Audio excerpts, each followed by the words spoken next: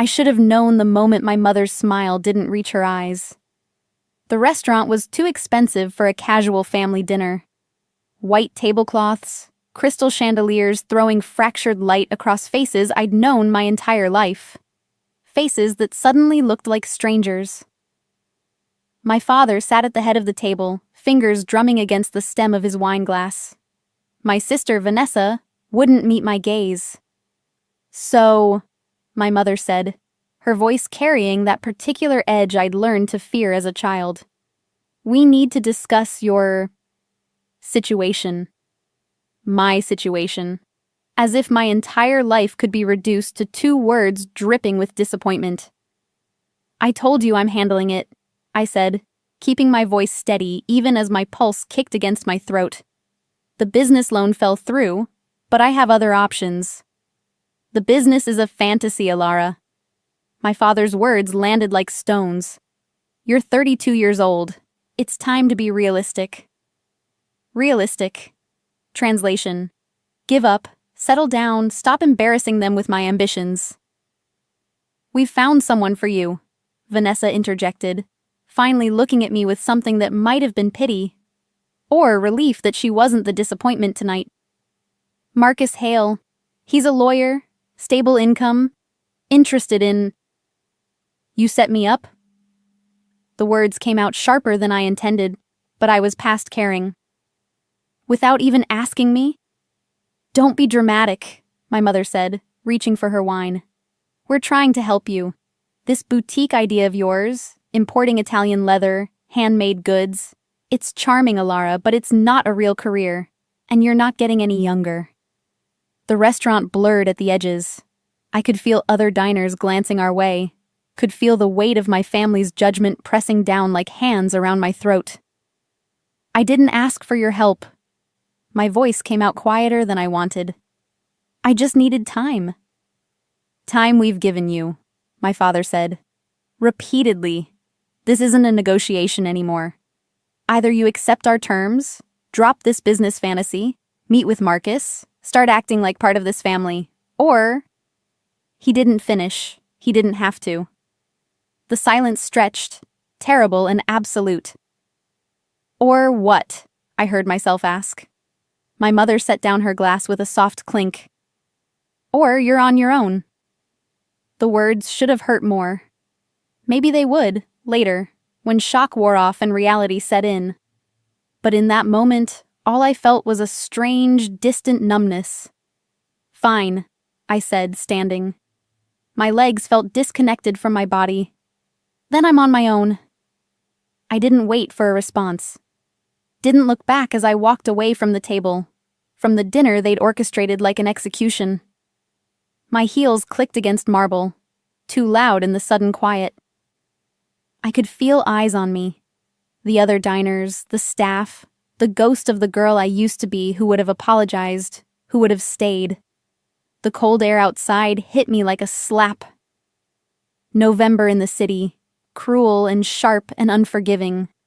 I'd left my coat inside. Didn't matter. I couldn't go back. Not now. Not ever. I walked blindly, 1 block, 2, my breath fogging in the air. My phone buzzed. My mother, probably, or Vanessa, sent to smooth things over, to remind me what I was throwing away. I didn't look. The street opened up ahead, wider, darker, lined with buildings whose windows glowed gold against the night. I'd walked farther than I thought. This wasn't my neighborhood. Sleek cars lined the curbs. The kind of cars that cost more than my failed business loan. I should turn back. I kept walking. That's when I heard it. The unmistakable sound of a safety clicking off. I froze. "Keep moving," a voice said from the shadows of an alley to my right. Male, cold. "And don't look." My heart slammed against my ribs. Training from self-defense classes I'd taken years ago screamed at me to run, to scream, to do something. But my body had turned to stone. Then I heard another voice. Low, controlled, lethal. "Drop it." 2 words. That's all it took. The first man swore, and I heard the clatter of metal on pavement. Footsteps running, fading. I should have run too. Should have taken the chance and disappeared into the night. Instead, I turned.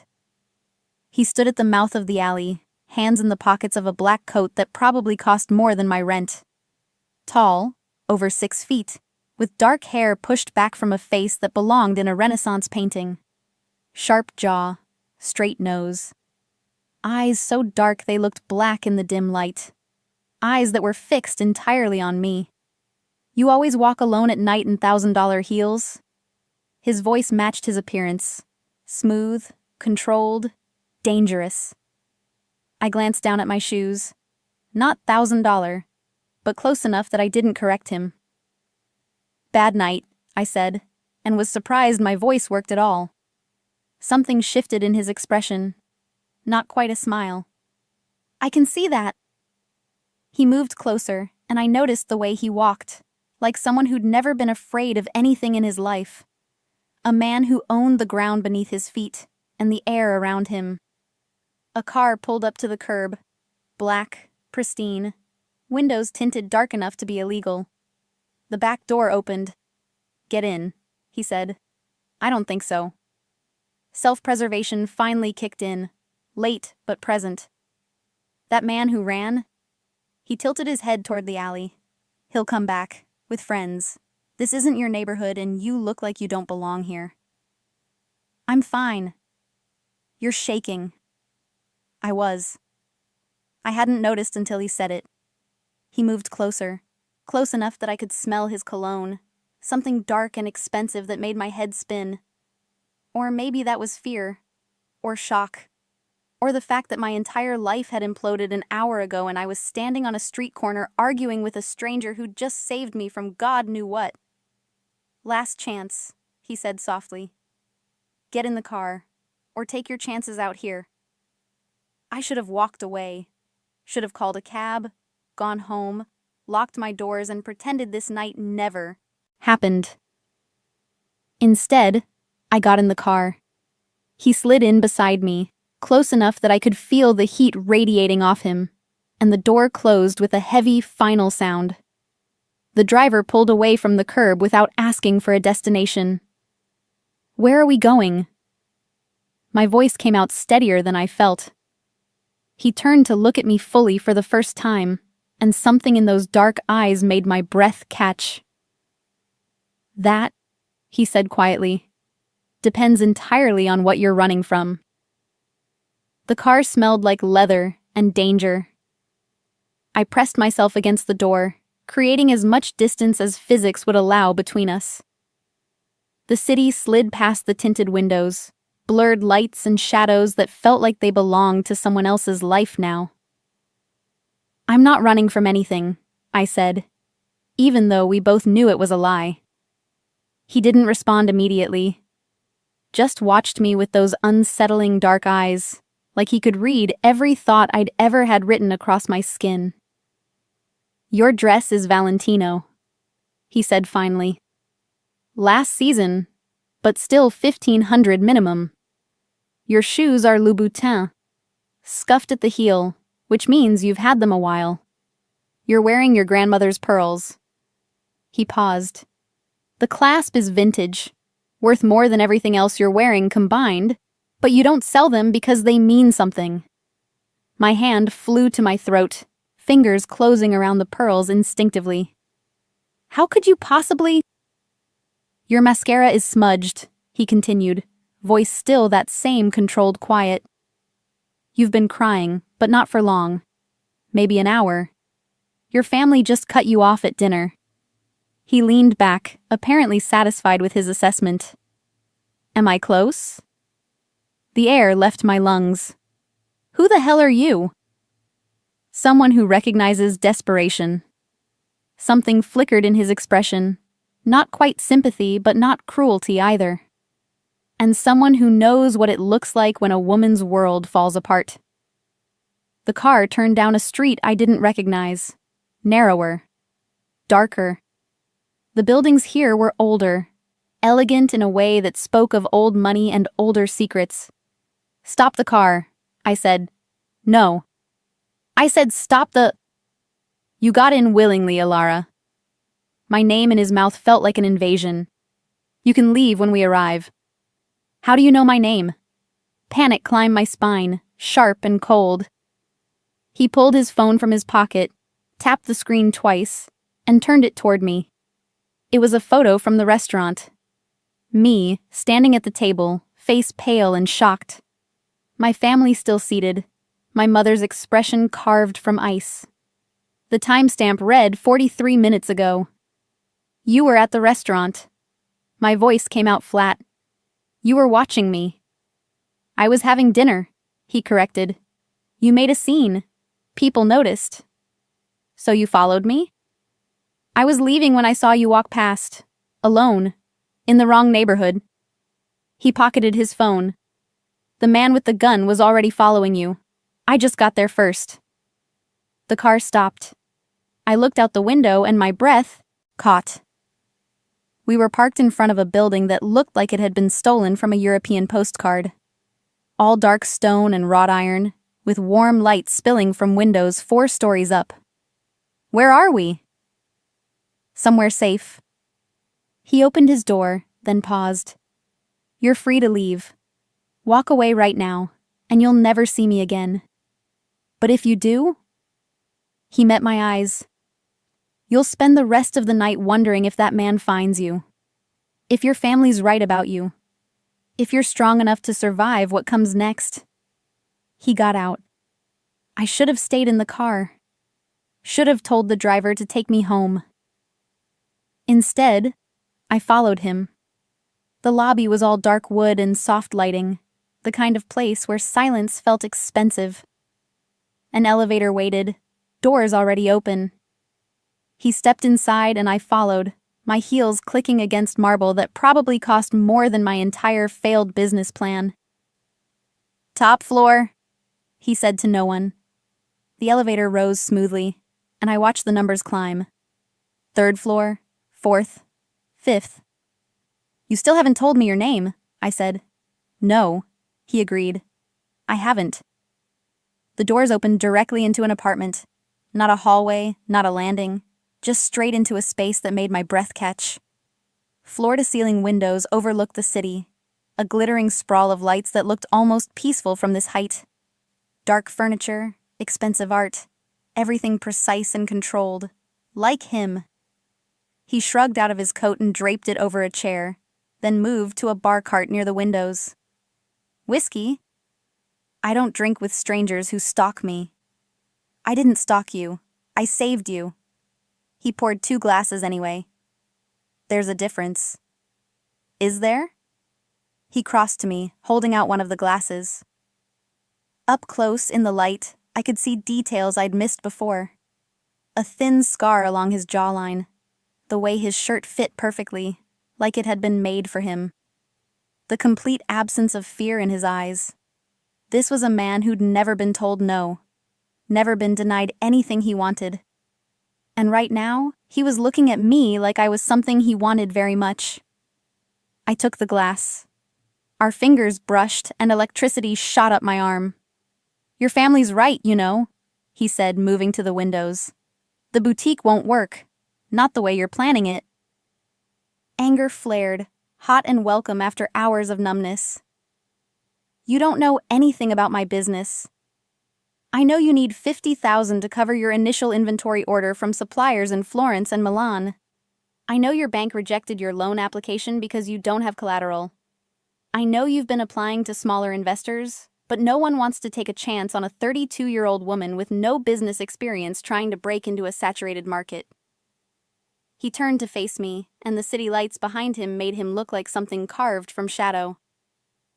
I also know you're too proud to ask your family for help, too stubborn to give up, and too smart not to realize you're out of options. My hands were shaking. What do you want from me? Nothing yet. He took a sip of his whiskey. But I'm going to make you an offer, Alara. And before I do, I need you to understand something very clearly. He set down his glass and moved closer, each step deliberate. I'm not a good man, he said quietly. I'm not going to save you from your problems or sweep you off your feet. But I can give you what you need. The money, the connections, the chance to prove everyone wrong. He stopped inches away, close enough that I could feel the heat of him. The question is, what are you willing to risk to get it? My heart hammered against my ribs. Why would you help me? His eyes dropped to my mouth, then back up. Because, Ilara, he said, voice low and dangerous. I always collect on my investments. He reached past me, and I heard the soft click of the door unlocking behind me. Think about it, he said. You know where to find me. I stood there, frozen, as he walked away into the shadows of his apartment. And I realized with absolute certainty, I just made a deal with the devil. I just didn't know the price yet. I didn't sleep that night. I sat in my tiny apartment, the one I'd been so proud of when I first moved in, that now felt like a cardboard box, and stared at the business plan spread across my kitchen table.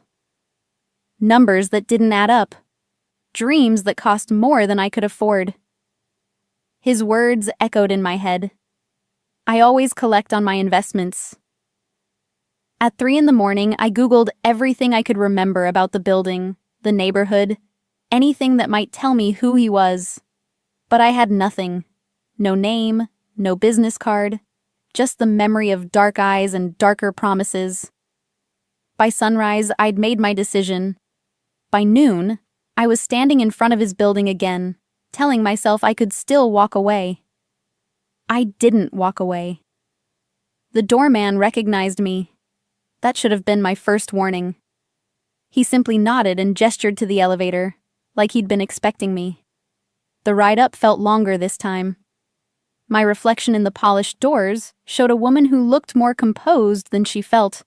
Black slacks, cream blouse, hair pulled back. Professional, controlled, a mask. The elevator opened directly into his apartment again, and he was standing at the windows, phone pressed to his ear. He held up one finger, wait, and continued his conversation in what sounded like Italian. Rapid, fluid, beautiful, and cold. So cold. He was giving orders. I didn't need to understand the language to recognize the tone. Absolute authority. No room for negotiation. He ended the call and turned to face me. You came back. He didn't sound surprised. I have questions. Of course you do. He moved to the bar cart, poured coffee from a French press that hadn't been there last night. Ask. Who are you? Dante Moretti. He said it like I should recognize the name. When I didn't react, something flickered in his expression. You really don't know, should I? He handed me a cup of coffee. Black, no sugar, exactly how I took it. Another thing he shouldn't know about me.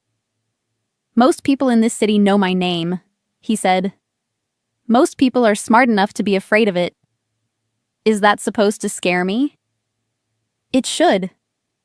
He leaned against the counter, studying me.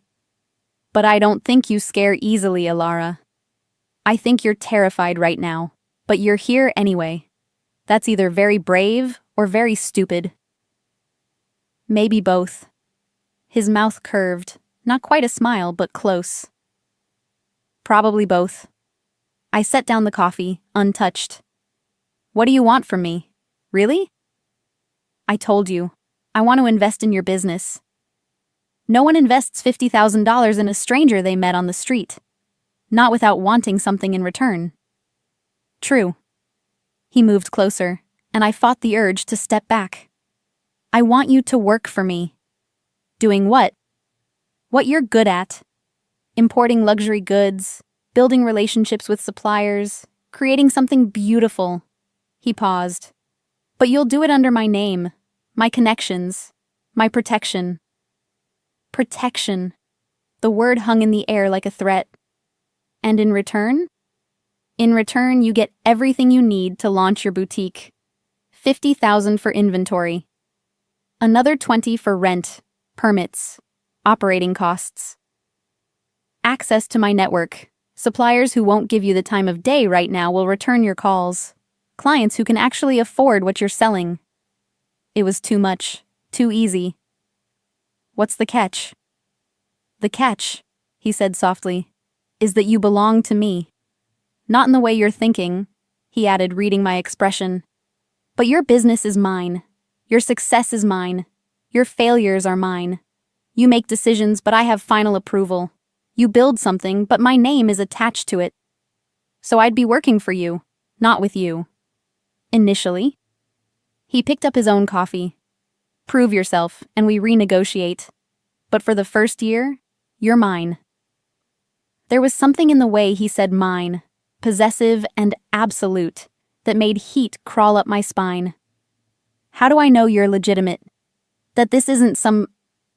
I stopped, unsure how to finish. Some what? Scam? Trick?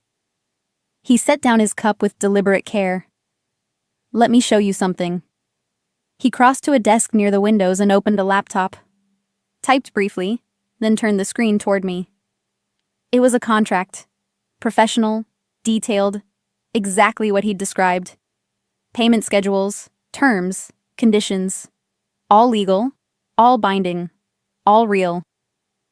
My lawyer drafted it this morning, he said. Read it. Take it to your own lawyer if you want. But this is a legitimate business arrangement, Ilara. I'm not trying to trap you. Then why me? The question burst out before I could stop it. You could invest in anyone. Why some random woman you saw having dinner with her family? He was quiet for a long moment. When he spoke, his voice was softer than before. Because you reminded me of someone. Someone who wanted something so badly she could taste it, but the world kept telling her no. He moved closer, and I could smell that dark cologne again. And because when your family told you to give up, you walked away instead. That takes strength, the kind I can use. Use, I repeated. Not help. Use. I don't pretend to be altruistic. His eyes held mine. I'm offering you a deal, not a rescue. You decide if it's worth it. I looked at the contract on the screen, looked at him, looked at the city sprawling beyond the windows. All those lights, all those possibilities, all just out of reach. I need time to think. You have until tomorrow. He pulled a card from his pocket, heavy black stock with silver lettering. Just a name and a phone number. Call me before 8 p.m. or the offer expires. I took the card. Our fingers brushed again, and that same electricity sparked between us. One more question, I said. You said you're not a good man. What did you mean? Something dangerous flickered in his eyes. Sign the contract, Ilara, and you'll find out soon enough. He walked me to the elevator, stood close enough that I could feel the heat of him, smell expensive fabric and expensive cologne, and something underneath. Something darker, wilder. The doors started to close. Dante, I said, his name strange on my tongue. The man last night, the one with the gun. He worked for you, didn't he? The doors closed on his smile, beautiful and terrifying, and I knew, with absolute certainty, that I was already caught in his web. The only question was whether I'd survive it. I signed the contract at 7:58 p.m. Not because I'd made peace with my decision, I hadn't, but because the alternative was going back to my family with my tail between my legs, admitting they'd been right all along. And that felt like a different kind of death. Dante answered on the first ring. I'm in, I said before I could change my mind. Silence. Then, come to the warehouse on 5th and Mercy. Alone. Bring the signed contract. When? Now. He hung up. 5th and Mercy wasn't a neighborhood. It was a warning. The part of the city where streetlights flickered and died, where buildings wore their decay like badges of honor. My cab driver kept glancing at me in the rearview mirror, like he was trying to figure out what a woman in a cashmere coat was doing going to the industrial district at night. I was wondering the same thing. The warehouse loomed against the dark sky, all rusted metal and broken windows. No signs, no lights, nothing to indicate anyone actually used this place. I paid the driver and stepped out into the cold. Lady, he called after me. You sure about this? No. Yes. He drove away, and the sound of his engine faded into nothing. I was alone. The main door was cracked open, spilling weak yellow light across oil-stained concrete. I pushed it wider and stepped inside. The warehouse was bigger than it looked from outside. Cavernous, filled with shadows and the smell of metal and something else. Something copper and wrong. Hello? My voice echoed. Back here. Dante's voice, coming from deeper in the building. I followed it, my heels clicking too loud against concrete, past stacks of wooden crates and machinery that looked like it hadn't been used in decades. The light grew brighter, and I turned a corner into a space that had been cleared. An open area with a table, chairs, portable lights on stands, and Dante, standing over a man tied to a chair. The man was bleeding. I stopped. Couldn't move, couldn't breathe, couldn't process what I was seeing. Dante looked up, and his expression didn't change. Like this was normal. Like there wasn't a man bleeding from his mouth 3 feet away. You're early, he said calmly. What? My voice cracked. What is this? Business. He pulled a handkerchief from his pocket and wiped blood from his knuckles with the same care someone might use to clean a wine glass. Did you bring the contract? I was still staring at the man in the chair. He looked up at me, eyes pleading, and I saw he was young, maybe 25, with dark hair matted with sweat and fear rolling off him in waves. Dante. I forced his name out. What did you do to him? What he deserved. Dante tossed the handkerchief aside and moved toward me. He stole from me. $50,000, coincidentally. The same amount I'm investing in you. The numbers clicked together in my head, and nausea rolled through my stomach. You want me to see this? I whispered. This is a test. No. He stopped in front of me. This is clarity. You wanted to know what kind of man I am. Now you know. Behind him, the man in the chair was crying. Silent tears tracking through the blood on his face. Let him go, I said. No. Dante. He made a choice, Alara. He knew the consequences. His voice was still that same terrifying calm. Everyone who works for me knows the consequences. I don't work for you yet. Don't you? He tilted his head. You signed the contract. You came here. You knew what I was the moment I told you my name. You just didn't want to believe it. He was right. I had known. On some level, I'd known from the beginning that Dante Moretti wasn't a legitimate businessman, that his money came from places I didn't want to examine too closely. I'd just chosen not to look. Give me the contract, he said softly. My hands were shaking as I pulled the folded papers from my bag. He took them, scanned the signature page, and nodded. Good. He pulled a pen from his jacket and signed his own name with a flourish. Now we're bound. Legally and otherwise. Otherwise? He moved closer, and I could smell blood underneath his cologne now. You came here knowing what you'd find. Maybe not this exactly, but something like it. And you came anyway, because you want what I'm offering more than you want to stay clean. That's not true. Isn't it? He reached out and tucked a strand of hair behind my ear, a gesture so gentle it made everything else worse. You're not innocent anymore, Alara. The moment you signed that paper, the moment you walked into this warehouse, you became part of my world. I'm not like you. But my voice shook. Not yet. His thumb brushed my cheek. But you will be, or you'll break. Either way, you're mine now. Behind us, the man in the chair made a sound, desperate, broken. I pulled away from Dante. What are you going to do to him? That depends. He turned back to the man, casual as discussing the weather. Marco here is going to tell me where he hid my money. Then he's going to disappear for a while. Learn his lesson. And if he doesn't tell you? Dante's smile was a beautiful, terrible thing. Everyone tells me eventually. He moved back to Marco, and I should have left. Should have run from that warehouse and never looked back, contract or no contract. Instead, I stayed. Watched as Dante crouched in front of the terrified man. Watched as he spoke too quietly for me to hear.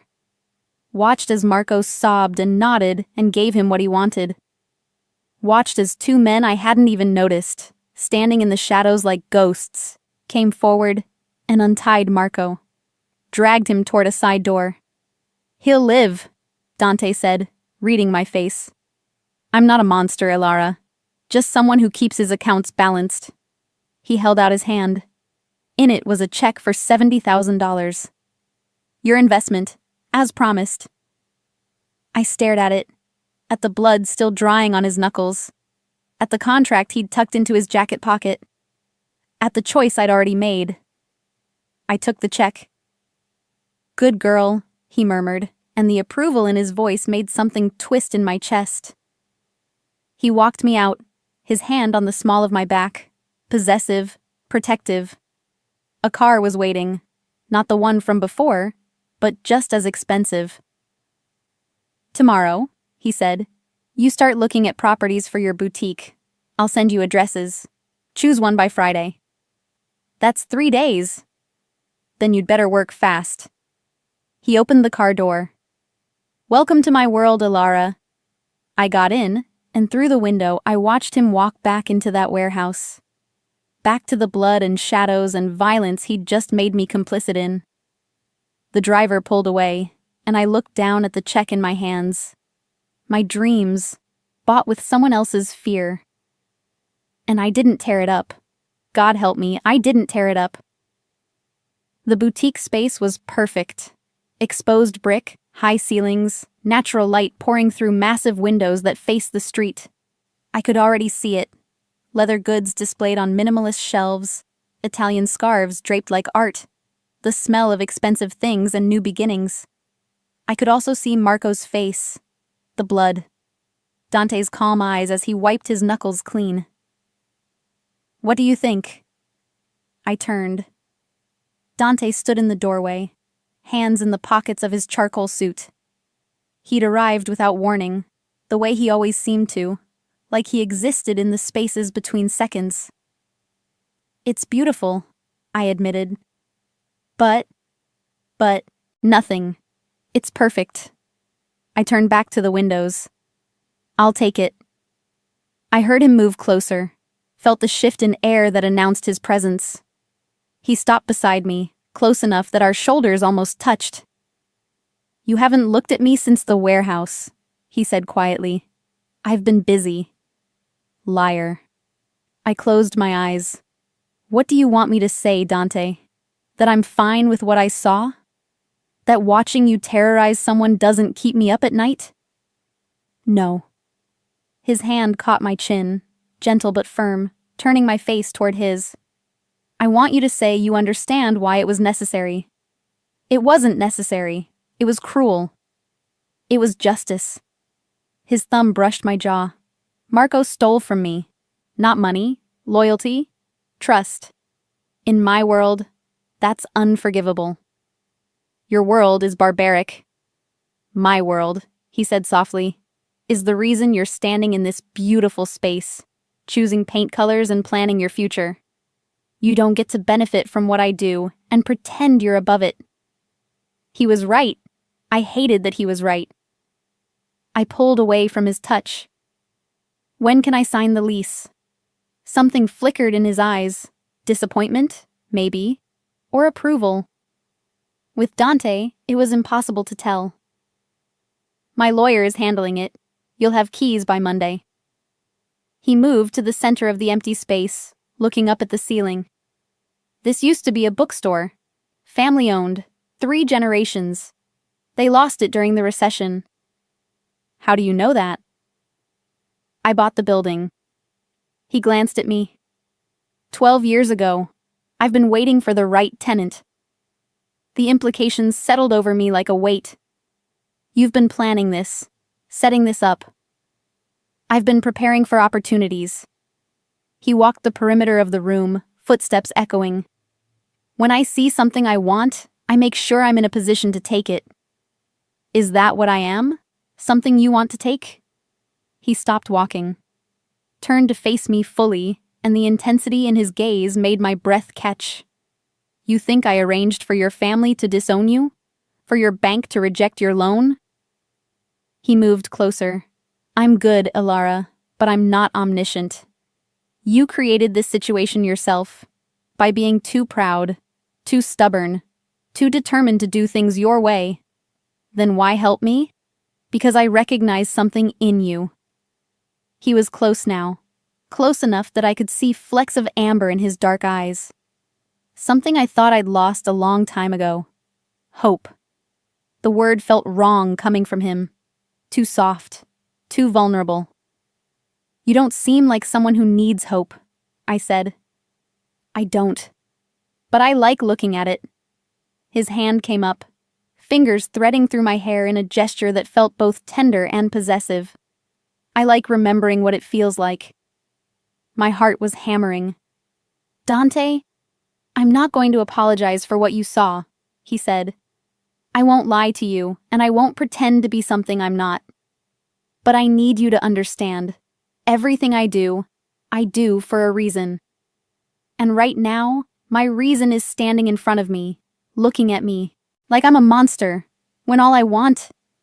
He stopped, closed his eyes briefly, like he was fighting something. What? I whispered. What do you want? When he opened his eyes again, something in them had shifted, darker, hungrier. To kiss you, he said simply. I want to kiss you until you stop looking at me like that. Until you see what I see when I look at you. And what do you see? Someone strong enough to survive my world. Someone brave enough to walk into it with her eyes open. His other hand cupped my face. Someone who makes me want to be the man I was before everything turned to blood and money. I should have stepped back. Should have reminded him this was business, that we had a contract, that I wasn't some prize he could collect. Instead, I stayed perfectly still as he leaned in. His lips brushed mine, soft, questioning, nothing like I'd expected. Not demanding or rough, but careful. Like I was something precious he was afraid of breaking. I kissed him back. It was a mistake. I knew it was a mistake even as I did it, even as my hands came up to his chest, feeling his heart beat fast beneath expensive fabric. Even as he deepened the kiss, one hand sliding to the small of my back, pulling me closer. He tasted like coffee and danger and something else, something that felt dangerously like home. When we broke apart, we were both breathing hard. This complicates things, I managed. Everything about you complicates things. His forehead rested against mine, but I'm starting to think that's the point. A phone rang, his.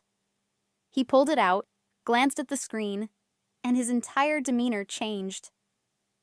The soft man who'd just kissed me disappeared, replaced by the cold businessman I'd seen in the warehouse. I have to go. He stepped back, already distant. Choose your paint colors. Start ordering inventory. I'll have my assistant send you supplier contacts tomorrow. Dante. And Ilara? He paused at the door. Lock your doors tonight. Don't answer if you don't recognize the number. And if anyone asks about me, you don't know anything. Fear spiked through me. Why? What's happening? Nothing you need to worry about yet. But his expression said otherwise. Just trust me. He was gone before I could respond. I stood in the empty boutique, my lips still tingling from his kiss, and realized I'd just crossed another line I couldn't uncross. My phone buzzed. A text from an unknown number. He's lying to you. The warehouse was a test. You failed. Get out while you still can. I stared at the message, ice flooding my veins. Then I looked up at the building across the street, at the window where a shadow moved, then disappeared. Someone was watching me, and they knew exactly what I'd done. I didn't call Dante. I should have. That would have been the smart thing. Tell him about the text, about the shadow in the window, about the feeling of invisible eyes tracking my every move. Instead, I went home and triple-checked my locks. The text haunted me. He's lying to you. About what? The warehouse? The contract? The kiss that still burned on my lips 3 hours later? At 2 a.m., another message arrived. Ask him about Sofia Castellano. Ask him what he did to the last woman he invested in.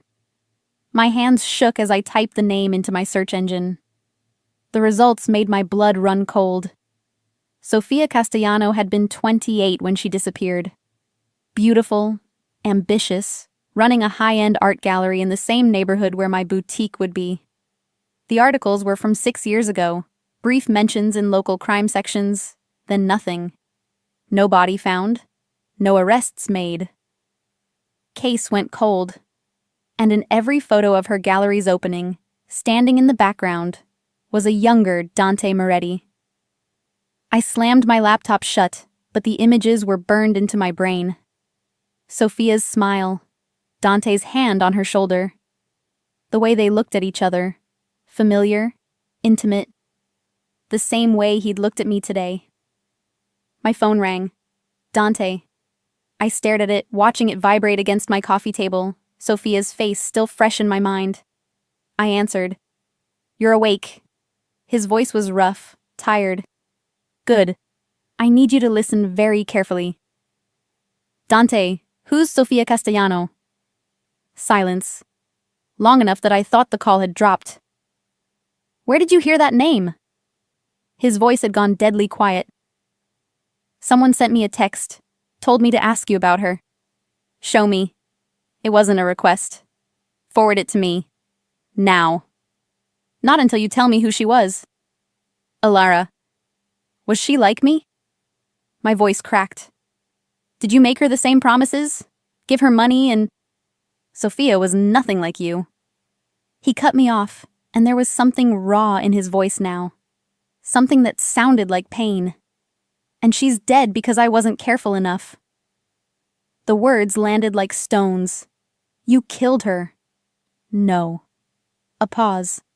But I might as well have. I heard movement on his end, footsteps, a door closing.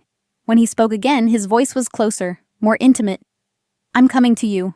Don't open the door for anyone else. Don't respond to any more messages. And Alara? A pause. I'm sorry. He hung up. I sat in my dark apartment, clutching my phone, trying to process what he'd just said. Sofia was dead. Dante blamed himself, and someone was using her to warn me away, or to make me trust him less, or to... A knock at my door made me jump.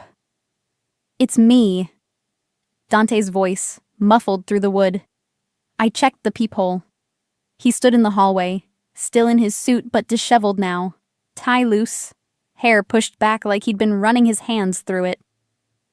I opened the door. He stepped inside and locked it behind him, then pulled out his phone. Show me the messages. I handed him my phone, watched his jaw tighten as he read. This number. He looked up. Did you respond? No. Good. He forwarded the messages to himself, then handed my phone back. Sofia was someone I cared about. She ran an art gallery, legitimate business, nothing illegal. But she got caught between me and a rival family. They used her to get to me. How? His expression went dark. They took her, held her for 3 days. By the time I found her, he stopped, swallowed hard. She was already gone. They'd made sure of it. And the people who did it? Gone. The word was final, absolute. Every single one of them. I sat down on my couch, legs suddenly weak. Why didn't you tell me this before? Because it's not something I talk about. He moved to my window, checking the street below. And because I didn't want you to think that I could end up the same way. That I would let you. He turned back to me, and the intensity in his eyes was almost painful to look at. Sofia died because I was young and stupid, and thought I could keep my business separate from my personal life. I know better now. So what am I? The question came out quieter than I intended. Business or personal? He crossed the room in 3 strides, knelt in front of me so we were eye level. You're the first thing in 6 years that's made me feel anything other than rage. His hands found mine, squeezed gently, and that terrifies me more than any rival family ever could. Dante, whoever sent you those messages wants you scared, wants you to run. His thumb traced circles on my palm. They know that pushing you away is the fastest way to hurt me, which means they've been watching, which means you're already in danger. Fear spiked through me. What do I do? You let me protect you. He stood, pulling me up with him. Pack a bag. You're staying somewhere safe until I figure out who's threatening you. I'm not leaving my home. Ilara.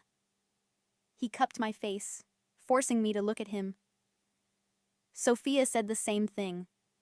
She thought she was safe, thought I was being paranoid, and I let her convince me because I didn't want her to think I was controlling her. His voice cracked on the last word. I won't make that mistake again. I wanted to argue, wanted to insist I could take care of myself, that I wasn't some damsel who needed rescuing. But I'd seen the warehouse, seen what Dante was capable of, seen the casual violence of his world, and if someone wanted to hurt me to get to him, I wouldn't stand a chance. Where? I asked. Relief flooded his features. Somewhere no one knows about. Somewhere even my own men can't find. He helped me pack, efficient, careful, checking every window and shadow. 20 minutes later, we were in his car, driving through empty streets toward the outskirts of the city. The kiss earlier, I said into the darkness. Was that real? Or was that part of the investment too? He glanced at me, and something vulnerable flickered across his face. That was the most real thing I've done in 6 years. We drove in silence after that, the city falling away behind us. And I realized with startling clarity that I wasn't just afraid of whoever was threatening me. I was afraid of how much I wanted to believe him. How much I wanted this, all of this, to be real. Even if it killed me the same way it had killed Sophia. The car turned down a dark road, and Dante's hand found mine in the darkness. I won't let anything happen to you, he said softly. I squeezed his hand back and prayed he was telling the truth. The safe house wasn't what I expected. No fortress, no armed guards, just a small cottage tucked into woods so dense I couldn't see the road anymore. Warm light glowed from windows, smoke curled from a stone chimney, and for a moment, it looked like something from a fairy tale. Until I remembered fairy tales were usually warnings. Dante killed the engine but didn't move. His hands gripped the steering wheel, knuckles white. I haven't been here in 3 years, he said quietly. Why not? Because this was hers, Sophia's. I bought it for her, somewhere she could paint, get away from the city. He finally looked at me. Somewhere I thought she'd be safe. The weight of that confession settled between us. Dante, if this is too... No. He got out, came around to open my door. It's the safest place I know. And maybe... He paused, helping me out. Maybe it's time to stop running from ghosts. Inside, the cottage was exactly as I'd imagined Sophia would have decorated it. Soft textures, warm colors, art supplies still arranged on a table by the window. A half-finished painting on an easel, a seascape, all blues and grays and longing. She never got to finish it, Dante said, following my gaze. He set my bag down, moved to the fireplace, and began building a fire with practiced ease. I kept meaning to have someone come clear all this out, but I couldn't. I walked to the painting, traced the edge of the canvas. She was talented. She was everything. The words were so soft I almost didn't hear them. And I got her killed. The fire caught, casting dancing shadows across the room. You said someone took her. That's not the same as... I should have seen it coming. He stood, brushed ash from his hands. There were signs, messages, threats. But I thought I could handle it. Thought my reputation would protect her. His laugh was bitter. I was wrong. I moved closer to him, drawn by the rawness in his voice. Who took her? The Volkov family. Russian bratva, trying to expand into my territory. He stared into the flames. They wanted me to back off, let them move their operations into the city. When I refused, they decided to send a message. Sophia. They grabbed her from her gallery. Middle of the day, 3 witnesses, and not one of them did anything because they knew who she belonged to. His jaw clenched. They kept her for 3 days, sent me photos, videos, told me they'd let her go if I gave them what they wanted. But you didn't. I couldn't. He turned to face me, and the anguish in his eyes was devastating.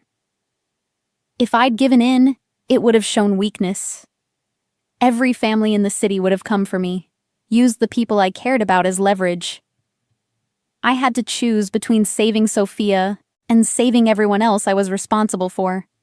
So you chose. I chose to burn them all.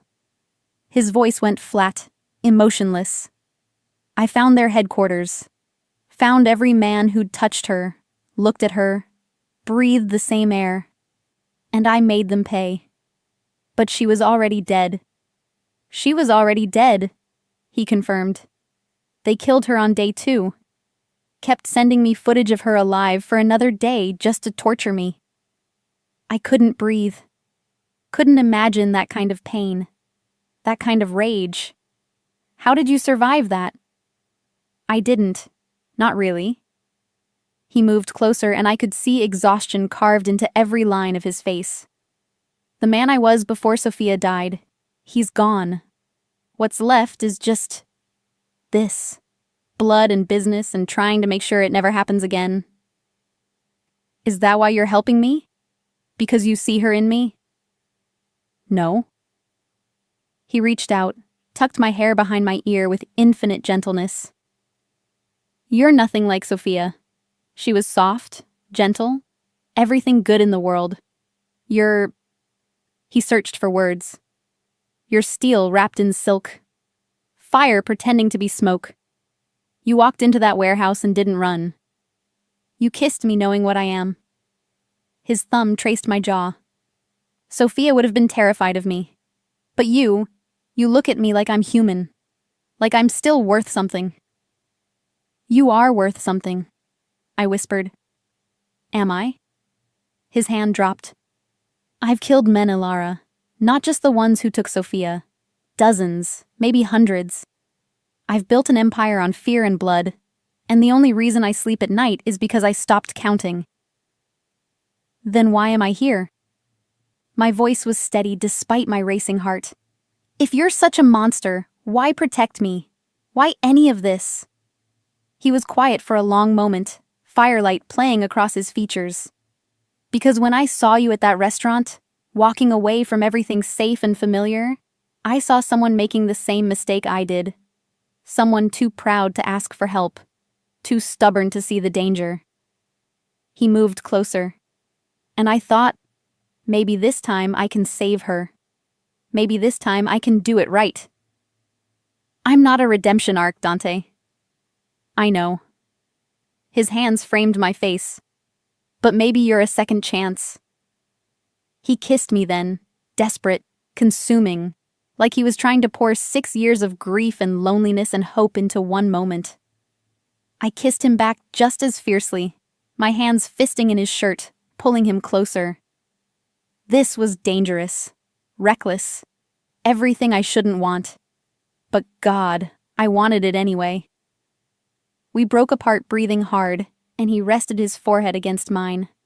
I won't let what happened to Sophia happen to you, he said. Whatever it takes, whoever I have to kill. Dante, glass shattered. The window exploded inward, and I felt Dante tackle me to the ground as gunfire erupted.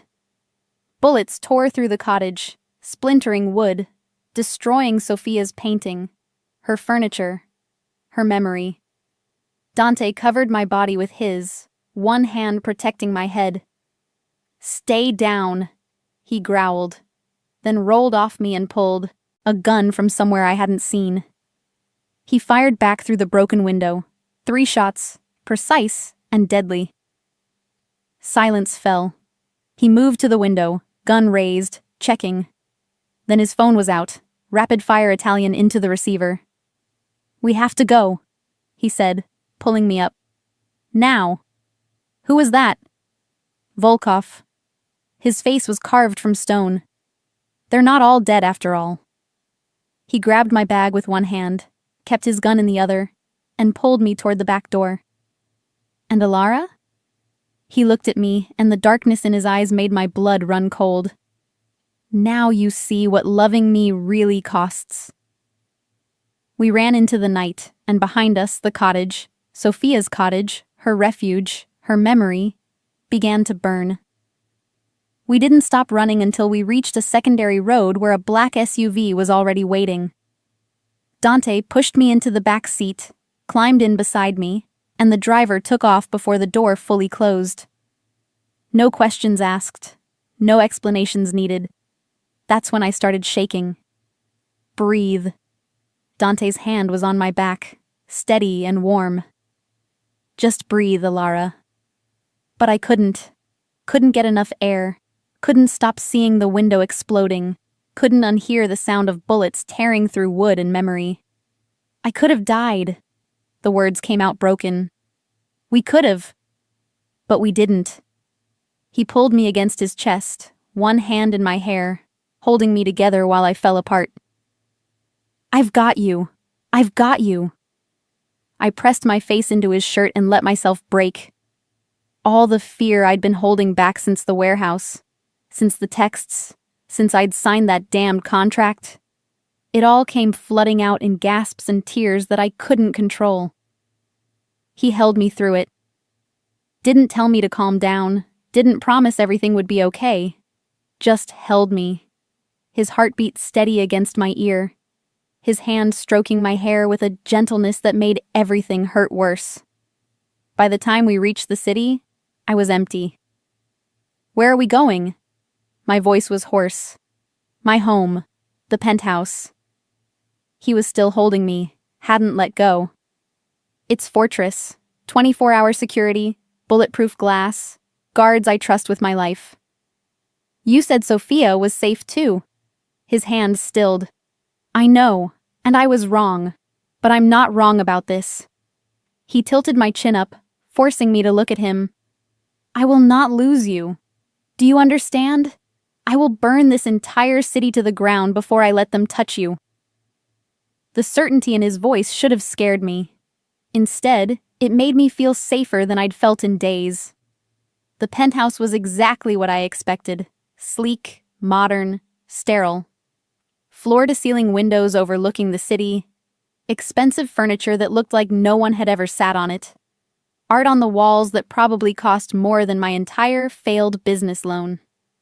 It felt nothing like Dante. "Guest room is down the hall," he said, setting my bag down. "Everything you need should be there. If not, where do you sleep?" He paused, surprised. "Master bedroom. Other side of the apartment." "Show me." Something flickered in his eyes. "Alara, I don't want to be alone tonight." The admission cost me, but I forced it out anyway. "Please." He studied my face for a long moment, then nodded. His bedroom was different from the rest of the apartment. Darker, more lived in. Books stacked on nightstands, a shirt thrown over a chair, the faint smell of his cologne hanging in the air. "Real." "I'll take the couch," he said. "No." I sat on the edge of his bed, suddenly exhausted. "Stay. Just stay." "I don't think that's a good idea." "Why?" "Because you might actually have to be human for a night." I looked up at him. I've seen you beat a man bloody. I've watched you kill people through a window. I've run from gunfire with you. I think we're past pretending this is just business. He was quiet for so long I thought he might refuse. Then he shrugged off his jacket, loosened his tie, and sat beside me. Sophia used to say the same thing, he said quietly, that I spent so much time being what everyone needed me to be, I forgot how to be myself. What did you tell her? That myself wasn't worth knowing. He looked at me. She disagreed. So do I. His hand found mine, fingers threading through mine. You don't know what you're saying. You don't know what I've done. Then tell me. I turned to face him fully. No more secrets, no more half-truths. If I'm in this, if I'm risking my life just by being near you, I deserve to know everything. He was quiet for a long moment. Then, I was 17 when I killed my first man. The words hung in the air between us. My father ran the family business, import-export, mostly legal with just enough illegal to keep things interesting. He was good at it, kept everyone happy, all the families in balance. His jaw clenched. Then the Volkovs decided they wanted more. They came to our house, put a gun to my mother's head and told my father to hand over his territories or watch her die. What did he do? He handed them over. Everything. 40 years of building, gone in one night. Dante's voice was hollow. They shot her anyway, right in front of us. Then they shot him. Dante. I was hiding in the closet, watched the whole thing through a crack in the door. And I knew that if I stayed hidden, if I stayed safe, they would own me forever. He looked at me. So I came out, picked up my father's gun, and I shot the man who killed my mother. You were a child. I was a survivor. His thumb traced patterns on my palm. After that, my uncle took over, rebuilt everything my father lost, taught me how to be ruthless, how to make people fear me, how to turn grief into power. By the time I was 25, I ran the entire operation. By 30, I'd eliminated every family that had ever challenged us. Except the Volkovs. Except the Volkovs. His expression darkened. They went underground after Sophia, scattered. I thought I'd killed them all, but obviously... He gestured to the window. Cockroaches always survive. I should have been terrified.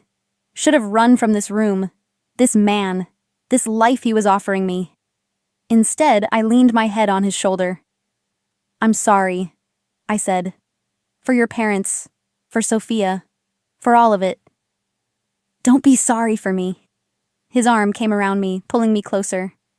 I made my choices. I live with them. Do you regret it? Any of it? He was quiet. Then, I regret Sophia. I regret not protecting her. But the rest? He pressed his lips to my hair. No, because it led me here. To you. We sat in silence, the city glittering beyond the windows, danger lurking somewhere in those lights. What happens now? I asked. Now I find out who's helping the Volkovs.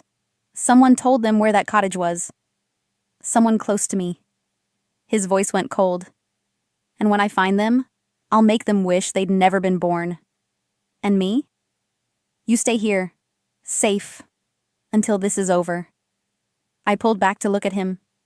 For how long? As long as it takes. That's not an answer. It's the only one I have. He cupped my face. I can't lose you, Alara. Not like I lost her. I won't survive it again. I kissed him then. Soft, careful, a promise I wasn't sure I could keep. Then don't lose me, I whispered against his lips.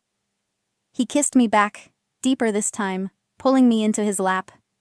His hands tangled in my hair, my fingers gripped his shoulders, and for a moment the world narrowed to just this. Heat and want and the desperate need to feel alive after coming so close to death.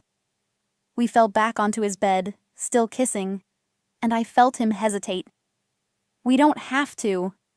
"I want to," I said. "I want this. I want you." His eyes searched mine, looking for doubt. He wouldn't find any. Not tonight.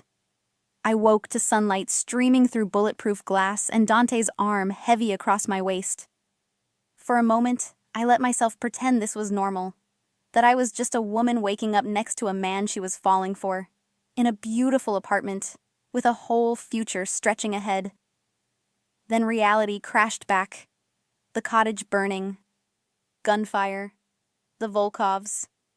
Sophia's ghost still haunting every corner of Dante's life. And me, tangled up in all of it, marked by association. "You're thinking too loud." Dante's voice was rough with sleep. His arm tightened around me, pulling me back against his chest. "I can hear your panic from here." "I'm not panicking." "Liar." His lips brushed my shoulder. "What is it?" "Last night." I turned to face him. In the morning light, he looked younger somehow. Vulnerable. Did we just make everything more complicated? Probably. His hand traced patterns on my hip. "Do you regret it?" I thought about the way he'd touched me. Reverent, careful, like I was something precious. The way he'd whispered my name in the darkness. The way he'd held me after, his heart beating against my back, his breath in my hair. "No," I said, "but I'm terrified of what it means. It means you're mine now, completely." His eyes held mine. Not because of the contract or the money or the business, but because I'm never letting you go. That's not romantic, Dante. That's possessive. I know. He kissed me, slow and deep. But I stopped pretending to be a good man a long time ago. His phone buzzed, harsh and insistent. He pulled away with a curse, grabbed it from the nightstand. "What?" His voice went cold, all traces of softness gone. "When? How many?" "No, keep him alive. I want to talk to him myself." He hung up, was already getting out of bed. "What happened?" "They found the shooter from last night. He's at the warehouse." Dante was pulling on clothes with military efficiency. "And he's ready to talk." Fear spiked through me. "You're going to—" "Yes." He didn't look at me. "Stay here. Don't leave the apartment. Don't answer the door for anyone except Marco." "Marco? The man from the warehouse?" "He works for me now. Learned his lesson." Dante grabbed his jacket, checked his gun. "He owes me his life. He'll protect you with it." "Dante, wait." I wrapped the sheet around myself, followed him to the bedroom door. "What if it's a trap? What if they want you to come?" "Then they'll get what they want." His expression was carved from ice. "But they won't like what comes with it." He kissed me once, hard, possessive, final, and was gone. I stood there, wrapped in his sheets, still feeling the ghost of his hands on my skin, and realized something terrifying. I was in love with him. Not the version I'd built in my head. The dangerous benefactor. The complicated investment. The real him. The man who'd held me through my breakdown. Who'd shared his worst memories. Who'd made love to me like I was the only thing keeping him human. And he was walking into danger while I stayed behind like some helpless princess. I got dressed. Marco knocked 30 minutes later, young, nervous, the same frightened man from the warehouse. But there was something different in his eyes now. Determination. Loyalty. "Mr. Moretti said you might try to leave," he said. "I'm not going to—" He also said to give you this if you did. Marco held out an envelope. Inside was a single piece of paper. Dante's handwriting, sharp and precise. "Alara, I know you're stubborn enough to ignore me. I know you think you can help, that staying behind makes you weak. But you're wrong. The strongest thing you've ever done was trust me enough to fall asleep in my arms last night. The bravest thing is letting me protect you now. Sophia died because I brought her into my world thinking love was enough. It wasn't. She needed distance, safety, a life separate from mine. I didn't give her that. I'm giving it to you. Stay safe. Build your boutique. Be the woman who walks away from dinner tables and doesn't look back. That's the woman I need you to be. Because if you die, I die with you.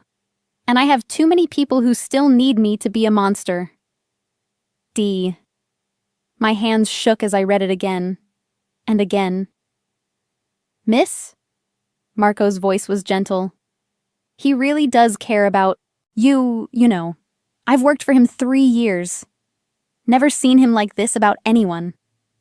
Not even Sophia? Sophia was different. She was... Marco searched for words.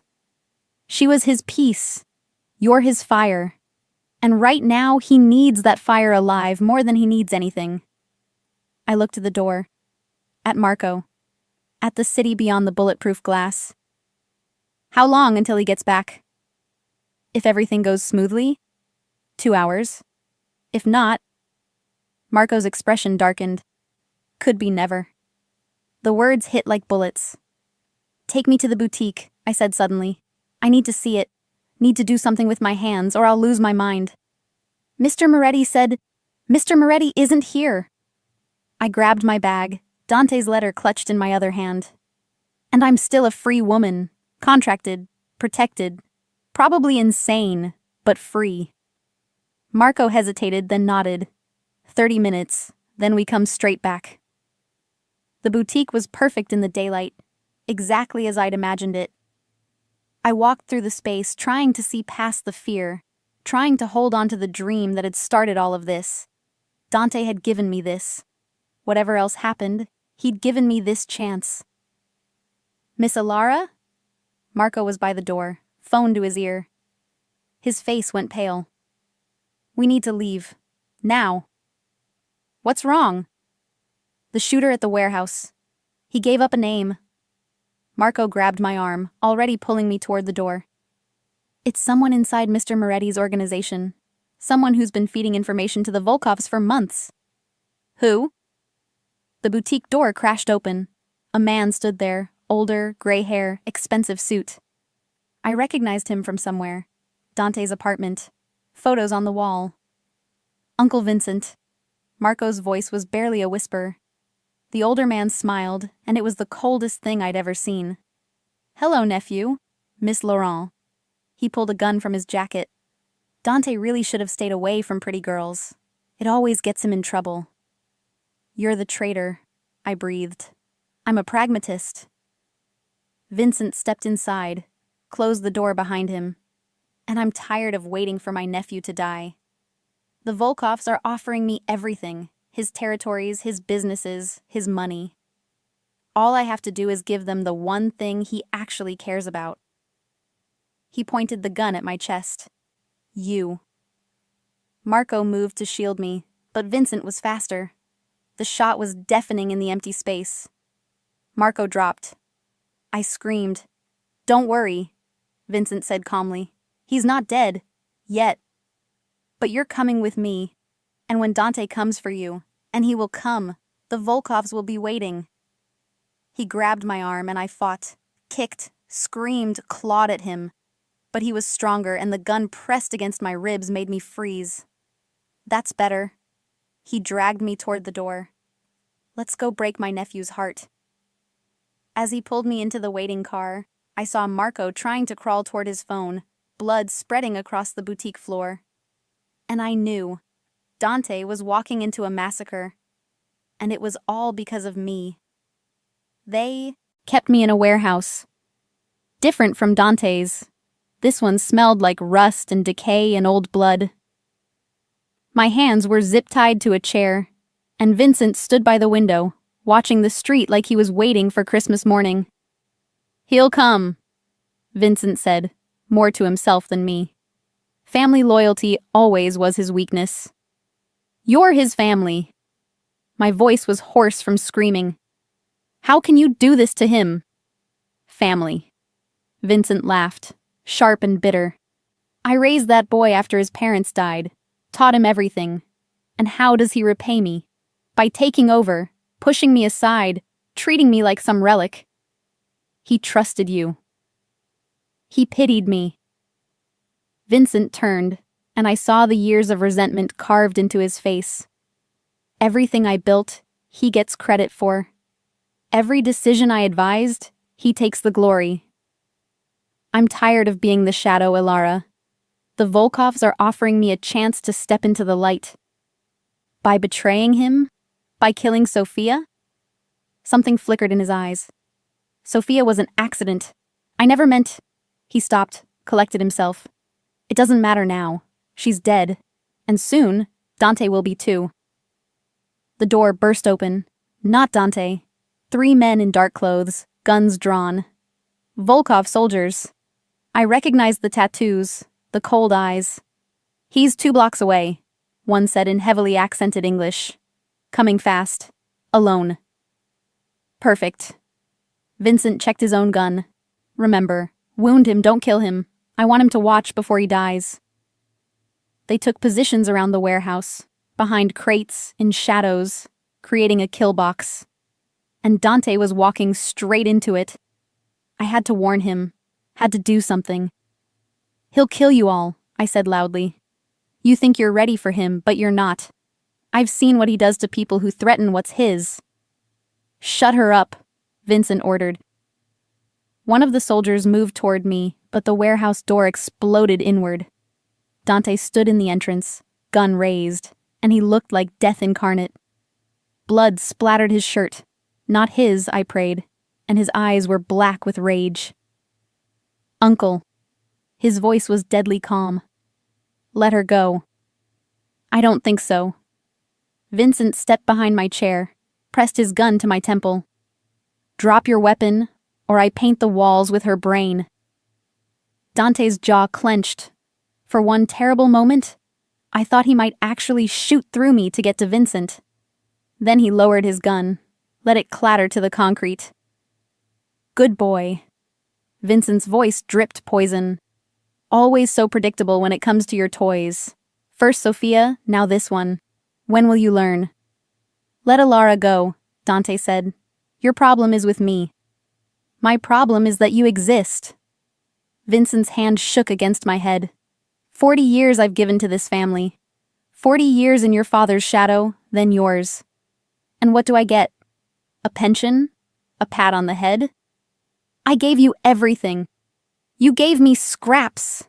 Vincent's composure cracked. Your father promised me partnership. Equal shares. Then he died and you took it all. Because you weren't strong enough to hold it. Dante took a step forward. You think the Volkovs will treat you better? They're using you, Vincent. The moment I'm dead, you're next. That's where you're wrong. Vincent gestured and the soldiers moved closer to Dante. I have leverage. I have plans. I threw myself sideways. The chair crashed to the ground, Vincent's shot going wide. Dante moved like lightning, grabbed the nearest soldier's gun, used him as a shield as bullets erupted. Everything became chaos. Dante moved through them like a force of nature. 3 shots, 3 bodies dropping. Vincent ran for the back door, but Dante was faster. He tackled his uncle to the ground, and I heard the sickening crack of bone. Then silence. Dante stood, breathing hard, Vincent unconscious at his feet. He turned to me, and the relief in his eyes was devastating. Ilara. He was beside me in seconds, cutting the zip ties, checking me for injuries. Are you hurt? Did they... I'm fine. My voice broke. Marco. Vincent shot Marco at the boutique. He's alive, in surgery. Dante pulled me against his chest and I felt him shaking. When I got back and found you gone, I thought... He couldn't finish. I know. I held him just as tightly. I'm sorry. I should have listened. No.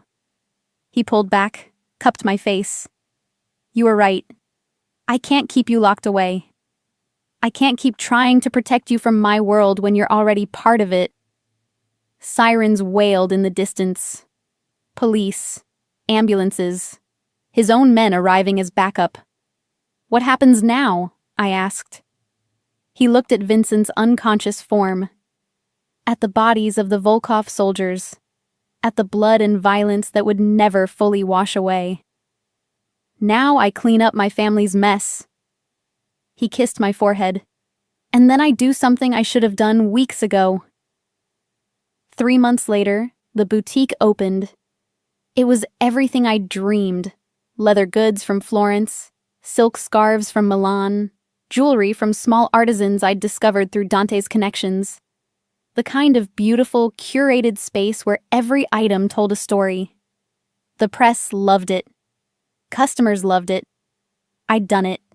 Built something real. Something mine. Well, mostly mine. Dante's name was on the paperwork. His money in the accounts. But he'd kept his promise. I made the decisions. He just made sure I had the resources to make them well. Vincent was in prison, awaiting trial. The remaining Volkovs had scattered after Dante systematically dismantled their operation. Marco had survived, was running security for the boutique now, limping but loyal. And Dante... The door chimed. I looked up from arranging a display to see him walking in, hands in his pockets, looking impossibly handsome in the late afternoon light. "Closing early?" he asked. "Maybe." I moved around the counter. "What did you have in mind?" He pulled a small box from his jacket. Velvet. Antique. My heart stopped. "I know this is complicated," he said. "I know I'm not what you dreamed of when you imagined your future. I'm violent, dangerous, probably damned. But Alara..." He opened the box, revealing a ring that took my breath away. "You make me want to be better. Not perfect. Just better. Dante? I can't promise you normal. I can't promise safety. But I can promise that every day for the rest of my life, I will choose you. Protect you. Love you with everything I have left." He knelt, and tears blurred my vision. "Marry me. Build a life with me. Show me that love doesn't always end in ashes." I thought about everything that had brought us here. The violence, the fear, the secrets and blood and impossible choices. I thought about the way he held me in the darkness, the way he'd given me my dream, the way he'd let me see the broken parts of him and trusted me not to run. "Yes," I whispered. "Yes." He slipped the ring on my finger, his grandmother's, he told me later, and kissed me like I was oxygen. Outside, the city moved on. Dangerous, beautiful, ours. We weren't a fairy tale. We were something darker, more complicated. But we were real. And sometimes, that's the only happy ending that matters.